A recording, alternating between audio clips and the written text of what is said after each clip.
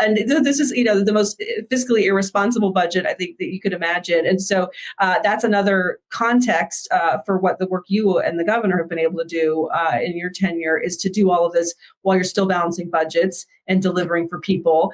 Tell me about that, that goal and how you've been able to do that and still keep the programs that are essential to working families, as you said, in your state. That same governor that was stripping away healthcare 10 years ago is also the governor that was leading our state when we went almost 2 years without a budget in the state of Illinois. I mean, when I came in, got that actually. Yeah, when I came yeah, state legislature, that's exactly what we were facing. And when you think about what the primary responsibility of any unit of government, it's to pass a balanced budget, is to make sure that we are looking at, the revenues that we are bringing in and what our expenses, and as we care for the people of our state, and make sure that we're not, spending outside of our means.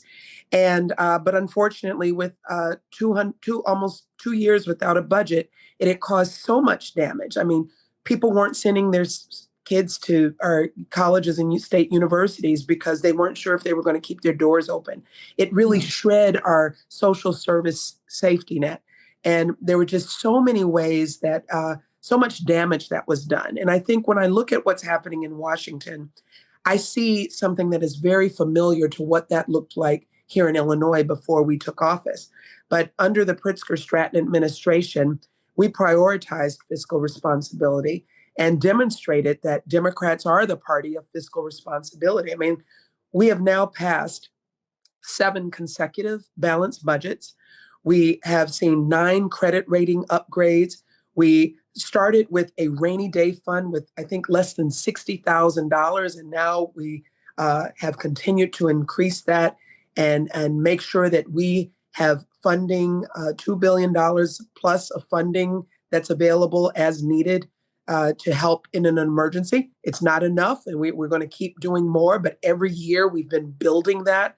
We've paid down our bill backlog because those 2 years without a budget led to so many of our vendors not getting paid, and we had a bill backlog that was just totally unacceptable. And now we've paid down all of that, and we're paying our bills on time. And so I think what people are looking for is the kind of environment that not only families can depend on, but our business community can depend on. All of this stability is one of the ways that we can attract businesses, let our small businesses know that we have the kind of environment that they can depend on, the predictability they can depend on. But that's the exact opposite of what we're seeing in Washington. I mean, I'm talking to people every day about how the trade wars and the tariffs have impacted their business. Every single day, there's a new level of chaos, the executive orders, the court decisions, and certainly what we're seeing with this budget. It's going to have a severe impact, not just, I like to say, not just on families directly impacted. So, for example, if a family utilizes Medicaid, and by the way, many families do, including here in Illinois, 1.4 million children get their health care because they're covered by Medicaid. But when you take away Medicaid, even if you do not have Medicaid coverage, it's going to affect you even if you have private insurance. It's going to be longer wait times. There are going to be hospitals that will close, especially in our rural communities. So I don't want anybody to look at what's happening and say, well, that doesn't apply to me. We are all going to be impacted by what we are seeing happening out of Washington, D.C. We should all be concerned, and we should all be speaking out and making our voices heard that this is not the kind of leadership that was promised.